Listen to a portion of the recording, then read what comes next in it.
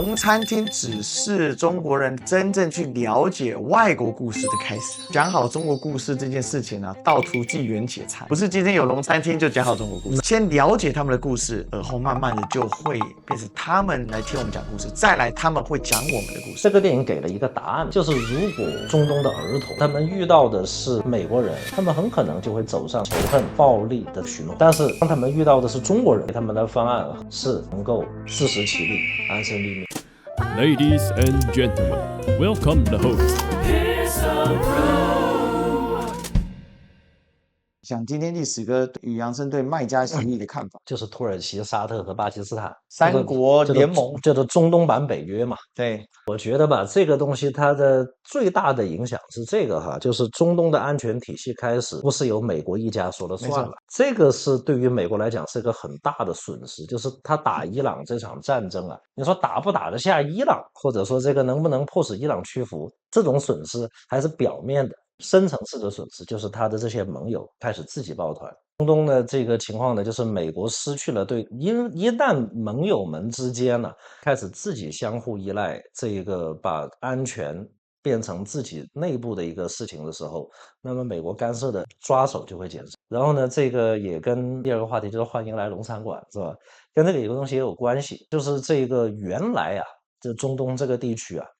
你像當時伊拉克戰爭的時候，主要也是因為伊拉克變成了地區內的一個共同的安全威脅，是吧？他先是兩伊戰爭跟伊朗打，然後同時他又去入侵科威特，然後他對海灣的王爺國家也構成了很實質的威脅。所以美國那個海灣戰爭那一次為什麼能夠打得那麼成功呢？就是那麼摧枯拉朽，就是因為一個是有聯合國的授權，二個是他組成了一個聯軍，然後呢，你伊拉克你給了我這個借口，那也給了我整個美國帶領這個西方的力量把手伸進這個地方的一個機會，然後沙特這些國家也願意提供幫助。像這個龍餐館，我自己看我有這種感覺，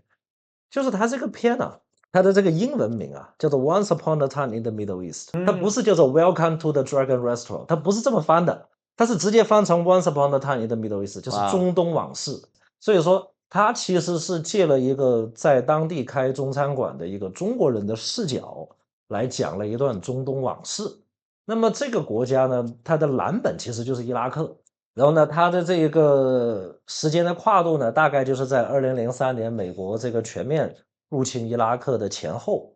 那麼其實伊拉克這個國家呢，在海灣戰爭之前呢，包括兩伊戰爭之前，它的經濟發展在這個復興黨政府的這個領導下呢，它是取得過一陣的這個輝煌的，是阿拉伯世界裡面經濟增速最快的一個國家。它為啥會這樣呢？就是碰到了一個是石油危機，碰到石油危機，能源價格高漲，它吃到了這波紅利，然後再加上呢，這個復興黨這個就是薩達姆這個黨派啊，就他們當時是同時在這個敘利亞和伊拉克兩個國家取得政權嘛，結果本來是想要合併的啊，結果兩邊都想當老大。鬧不和啊，很典型的劇情啊，兩邊都想當老大。二戰後新興國家常態。對，然後呢，這個到底是我們敘利亞支部更牛逼，還是你們伊拉克支部更牛逼，是吧？就好比你連維德角、幾內亞比紹都發生過同樣都有這種事情。對，維德角這個獨立黨跟幾內亞比紹獨立黨是系出同源啊。對，然後結果當時他們復興黨也有這個問題的。其實包括你不要說這些，當時紅四方面軍和中央紅軍碰到一起的時候也有這個問題，是吧？這個教員的至暗時刻，往往就是那一刻啊帶來的這種挑戰，因為尤其內部的分裂會更致命一點。Anyway， 就是中東的這個地方自有它的這個特殊的情況在那裡。結果呢，這個兩邊就分開了以後，這個復興黨這個黨的這個意識形態啊，它其實和中東這片土地啊，它曾經啊有一定的市場。就比如說它是比較世俗化的，它是覺得宗教啊，你伊斯蘭教也好，什麼這個派、遜尼派、什葉派，這個教那個教也好，它是傳統的舊貴族，或者說傳統的保守的精英奴役底層的一種工具，它是這麼看待宗教的啊。然後呢，它是主張，我覺得啊，它就是這個搞阿拉伯，用阿拉伯的這個民族主義來取代宗教，來團結，來凝聚阿拉伯人的共識，然後建立一個整個阿拉伯的一個大一統的一個國家，然後去解決他們面臨的現實挑戰，比如反帝，反對這個西方的殖民侵略，反對以色列的猶太復國主義，等於是他們的一個意識形態。是，然後呢，这样的一个意識形態為主的，而且他們主張一黨執政啊，這跟蘇聯啊，跟社會主義國家很像了。那麼這樣的一個政治實體在伊拉克治理期間呢，它有經濟收益的時候，它是能夠坐得穩江山的。對。但是呢，它也積攒了很多矛盾，比如說後來這個薩達姆上台了以後，他比他那個表哥，就是復興黨的第一代領導的貝克爾，比他的表哥做的要更加極端一些。比如說對什葉派啊，包括傳統的伊斯蘭教的這些什麼遜尼派的打壓是更加殘酷的，包括對庫爾德人的打壓也很殘酷。他喜歡玩物理清楚，喜歡，對，而且他本身也是一個非常典型的這種獨裁政權嘛。然後呢，後來因為這個窮兵黷武，是吧？先是兩伊戰爭，後來是科威特戰爭，等於就是兩場仗把原來在這個60、70年代攢的家底都給敗光了，然後又被制裁。然後在這個環境下，你像當時這個就是電影裡面啊，徐福跑去那裡開餐廳，就是他其實還是能掙到錢的原因是什麼呢？就是這個國家的底子還可以。他過去那段時間就是積攢了一部分的這些比較有這個經濟地位、社會的這個什麼生活水平的這些人，有這樣的一部分人，然後呢，他有這個消費能力，所以說在那邊也是能掙到一些錢。結果呢，被制裁了以後，然後這個國家就是它會存在一種情況，就是在制裁之下，這個國家的這個有一些這個，比如說啊，一些罕見病或者說一些癌症等等這些藥物，它也進不去。結果呢，這個本來是這個薩達姆政權被推翻了以後，很多伊拉克人曾經一度啊以為美國人是他們的解放者。像當時這個美軍開進伊拉克的時候很順利嘛，當時我記得他們的那個新聞發言人還在那裡說我們還在抵抗美軍啊，結果這個第二天美軍就已經到了這個薩達姆的總統府，薩達姆人已經跑沒了。然後呢，這個美軍幾乎沒有受到什麼有效的抵抗，一個是跟美軍的收買有關係。二個也是跟這個復興黨政權呢，這個薩達姆的復興黨政權的這種統治啊的失敗有關係。然後呢，這個很多人就去扯倒薩達姆的那個銅像嘛，是吧？然後這個去甚至歡迎美軍進城啊，很多人還去打砸搶燒當時這個伊拉克的這個博物館，搶裡面的文物出來變賣。就當時這個亡國就是這麼一幅景象了啊。然後呢，這個好，這個但是天生的伊拉克人很快意識到一點。就是他的這一種美國這種治理，或者說這個對伊拉克戰後秩序的這個搭建是很有問題的，很有問題的。然後你看這部電影你就知道為什麼這個電影裡面有一句我很喜歡的台詞，沒有你們哪來那麼多恐怖分子？就是中國人這主角徐福對着一個美軍的軍官講，對，就是美國這個佔領了以後，這個各種錯誤的這種，或者說這個腐朽的、殘暴的這種統治和戰後秩序的搭建，導致了伊拉克出現過非常長的混亂和這種這個戰亂的這個時間。然後呢，這個電影呢，最後的這個結束呢，為了不影響你的觀影體驗，我不能說太多啊。這個大家喜歡的可以去看我們的那個影評。但我最後想說的是，這個電影給了一個答案是什麼呢？就是如果中東的兒童啊，或者說他們的新一代，他們的下一代，如果他們遇到的是美國人，遇到的是美軍，遇到的是這個西方的傳統的外來的殖民力量，他們很可能就會走上這個仇恨、自殺式襲擊、暴力的這個循環老路裡面去，然後進入一個死循環。然後這個，但是當他們遇到的是中國人的時候，中國人給他們的方案和這個給他們的這個提供的這個解決的這個路徑是能夠自食其力、安身立命。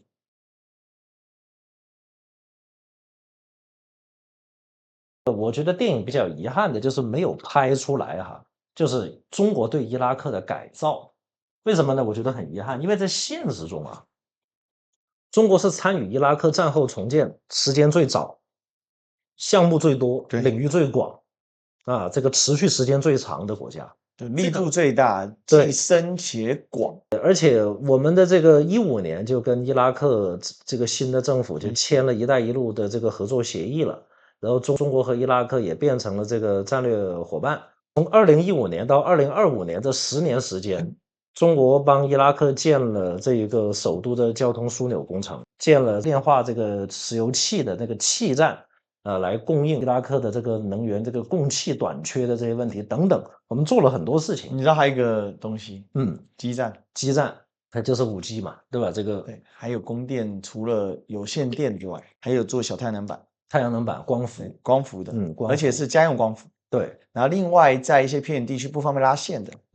做小耳朵，對，用接收的。所以我覺得這個剛才講的，因為我還沒看，我是看了預告，看了預告，對，所以大家可以去看一下。因為我一直對這一類的片比較關注，因為中國近幾年拍這種類型的片是有一些的，從《戰狼2》啊到《紅海行動》到什麼《用武之地》，還有這個《萬里歸途》，還有這回的這個《龍餐館》，它都是中國人在海外遇到戰亂的時候的處境。然後呢，還有一種是講這個撤僑的。然後這回是一個就是什麼呢？它不是純中國人事情，是中國人和中東人在戰亂中一塊體驗這種戰火的這種殘酷。看到這個中國人中東地區，就讓我想到中國人在非洲地區，因為中國人在非洲地區也面臨一樣問題。中國人在非洲地區做了非常多事情，但大家知道很有意思的中國人在非洲地區最大的改變是什麼？讓資訊更流通，包含基站建設。本意是希望他們了解到說，就是可以學習嘛，你除了用手機去學習之外，你可以學習一些教育頻道啊什麼之類的。結果呢，你知道這些孩子們除了看一般教育頻道，他們看最多什麼呢？他們就去看法國的電視台，因為這些地方都學法語的嘛，越看越反中。所以今天他那個，我覺得那個就非常好。他在聊這個問題的時候，其實就很大程度我們要就是把中國故事給講出去，不是這麼容易的。因為外國人他在認識中國故事的時候，你不能老是拿翻譯作品去投射他，你要拍一個外國視角。所以我看他們今天找了在中國的外國人作為一個主持人的角色來破這個局，我覺得這是一個很好的嘗試。什麼是外宣？真正有用的外宣是站在充分理解當地民族歷史文化社會的基礎上，讓他們對你產生興趣，你就真正可以推得動。所以現在 CGTN 或者是說這個 CCTV 這很多海外的工作做的有沒有意義？非常有意義，它提供了基本知識的全員，是的。所以未來啊，就是說要怎麼樣講好中國故事，首先你要先聽好他們的故事，你才能讓他們接受。我們就是這一部電影裡面能讓我感受到的哈，就是我們能夠感受這個別人的疼痛，我們才能夠講到別人的內心深處，才能觸動到他。就像以前呢說的，剛才就出現的那幾部啊，就什麼《萬里歸途》呀，《用武之地》啊，包括《紅海行動》《戰狼2》這些，它更多是一個中國人的視角。然後呢，但是這一部的幾個配角哈，很關鍵的配角全部是中東本地人。我問了小外，就他看這部片，就是他覺得比較觸動的幾個點了。他覺得他拍的還是太保守了，因為畢竟要上映。他導演把這座監獄炸掉了，你知道嗎？就是這個，他等於他是編了這麼個劇情，就是這個反美武裝啊去劫獄。在現實中，這個當地的反美武裝沒那麼強哈，這個真能把這個阿布格萊布監獄給打下來啊，這沒這種事兒。這個什葉派支持的武裝有過一次，就是有人混進去，就是這個穿美軍的軍服，還是化妝成伊拉克軍，我現在忘了，有混進去過，然後去救人，有過。但是你說像電影裡面，他媽進去哇，叮當五四的把那個監獄給打下來了，然後把裡面的美軍全幹掉。對，反美武裝要是有這個本事呢，這個有點抗美神劇的味道，有點那個味道。但是他是為了推進後面的劇情，對了，是為了讓主角他們落入到恐怖分子的手裡面，等於從美軍的監獄，然後到恐怖分子的手裡面，他才設計這麼個劇情也 OK 了，也 OK 了。就是這個，然後還有一個就是說啊，但其實那個虐囚根本沒有拍出現實中的1/10,000，他只拍了個灌辣椒水啊。但現實中阿布格萊布監獄他的那個虐囚事件那個醜聞，當時我還有印象，就是03、04年的時候，我們看那個電視啊，包括看這個報紙，就是有一幅圖我是印象很深的，就是一個美國的女軍官拿着一條狗鏈牽着一個伊拉克的戰俘，然後那個伊拉克的戰俘頭是被罩着的，眼睛被蒙着，然後嘴巴被塞着。我印象知道。牽着他，等於就是什麼呢？就是一個文明在對另外一個文明進行羞辱，就是因為它基督教文明嘛，在美國它代表基督教文明。十字軍東征，你不是說，哎，這個為什麼要一個女性來做這件事情？因為他知道他們覺得伊斯蘭是非常男性的啊，這個非常男性，或者說和女性是有隔閡，或者說這個男女之間的這個差異比較大的。然後呢，他用這種方式，然後包括強迫伊拉克的這些戰俘去這個進行性虐待，就是他是很惡劣的。對它是非常惡劣的。然後那個電影裡面是展現不出來的了，這些。我覺得中東文明是挺可憐的啦，就是說綠教，會有很多人會有一些想法，就是說他們就是這麼極端。但是其實你劃分回來的時候，你會發現誰讓他們走上極端？帝國主義的侵略嘛。對呀，所以說就他有石油，所以有原罪，有原罪，所以被弄得最慘。我覺得這是很可笑的事情。就為什麼現在中東的地緣在極度的变化？因為大家還是渴望回到了這個安穩態，但安穩態需要突破的就是最大的毒瘤，就是美國帝國主義在這裡挑撥離間嘛。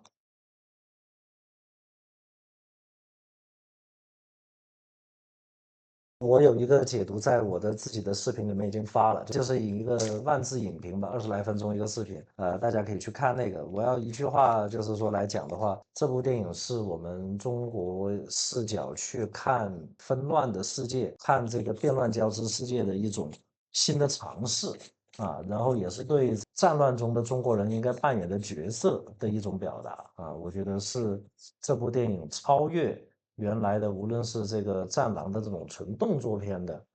一種路數，還有就是這個其他的這種包括好萊塢的像盧旺達飯店的那種，它我覺得是一種超越，大家可以去看啊，這個看完了以後可以去看我的那個萬字影評，因為我還沒看，對，你還沒看，我只看了預告，然後透過跟楊老師互動，還有各位粉絲和這個各位同學的一個反饋。但是在我看這個龍餐廳給我看到了3個面向。第一個面向就是中國的戲劇越來越深刻，非常好。這個中國大陸的這幾年開始有很多這種戲劇，它是能夠真正去捕捉到小人物或者是現實層次的一個問題。比以前這個比較更多是宏大敘事，對，宏大敘事或者商業敘事。現在這種介於商業敘事、宏大敘事之中間的這一塊，我覺得慢慢走出來。代表說庶民的一個聲音，或者這個整體的一些細節慢慢被重視到，我覺得這個是一個非常好的一個這個現象，就是代表社會更完整的被表達。第二個啊，我們也可以看到，就是說這個中國在出海，這個出海是全面性的，對，但它的挫折跟它的各個方向，因為中國不稱霸嘛，所以它本來就比美國來的用這種方式看起來的不是那麼的開心，對不對？就剛才有人說航母開過去治百病吧。對不對？如果航母治不好的話，但是航母開過去也會有病，也會有航母的病。不是美國不是開過去了，美還不是生病了，病得更厲害。對，就那有人以前戲稱嘛，航母開過去治百病，如果有病治不了，那就把核動力航母開過去，對不對？但是他把核動力航母開過去也不見得治得好，所以講呢，這個東西啊，這個病從哪裡來的呢？就是怎麼說呢？從干涉和這個各方面來。第3點。講好中國故事這件事情啊，道途濟遠且長，不是今天有龍餐廳就講好中國故事。那是對，龍餐廳還只是一個開始。龍餐廳只是中國人真正去了解外國故事的開始，對吧？好，那我剛才看到有些聊天是說，他又不尊重我們，說我們只有3000年之後，是的，我都理解，但你尊重他了嗎？因為什麼？你是要去跟他講故事，你得先尊重他呀。你說這怎麼永遠都這樣？永遠都在反思。我從頭到尾沒提這個詞，不要自己跳進去。因為我們想把中國的故事講給外國人聽嘛，對吧？當我們想把自己的故事講給外國人聽的時候，那你得先了解外國的故事，這是不一樣的邏輯。那說不公平啊！以前美國人他講不講故事，他就把故事都給我了。是啊，那稱霸吧。